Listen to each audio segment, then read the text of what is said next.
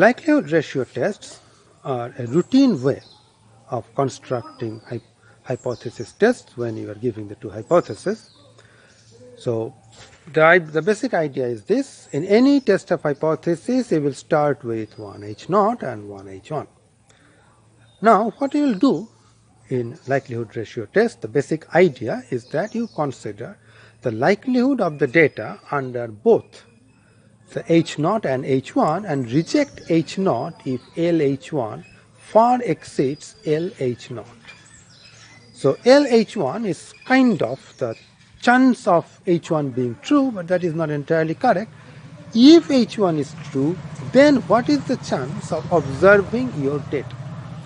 But since your data may be continuous, we cannot really talk about probability here, and hence we talk about likelihood.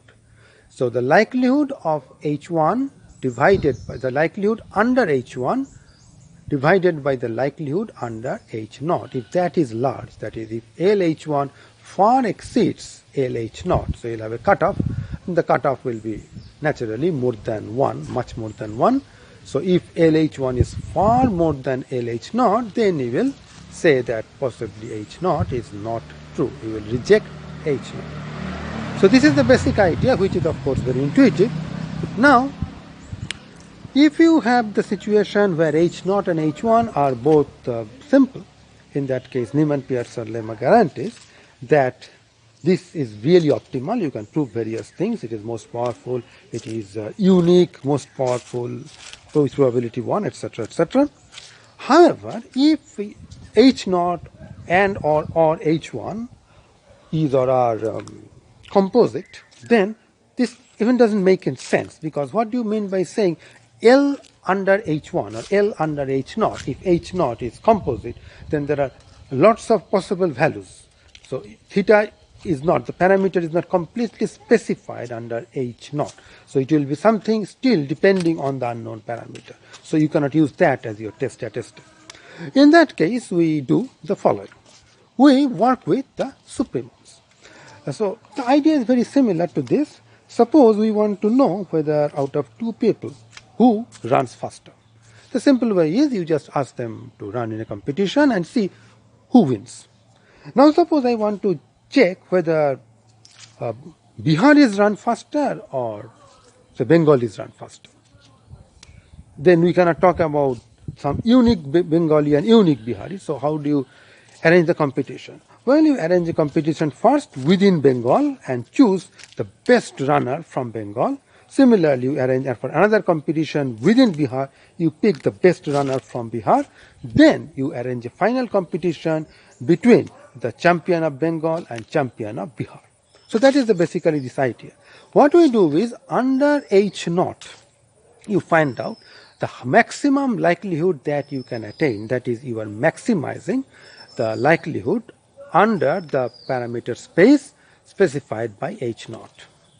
Similarly, I do the same thing under H1. So this is the best candidate or the value of the likelihood for the best candidate under H1, and this is the value of the likelihood under the best candidate of H0, and then we carry out the same thing. So this is the general form of likelihood ratio test. Unfortunately, there is no guarantee that this test will be optimal or anything, but in most cases it is. It is a reasonable test. There are some pathological examples where this is not the best possible thing to do, but in most cases this is a reasonable thing to do. And one advantage of this is that it is a very canned procedure. So given a situation, you just routinely do these maximizations, and the maximum may not be attained. That's why I have used supremum, and then you do this comparison. Now generally this H0 is specified in a nice way.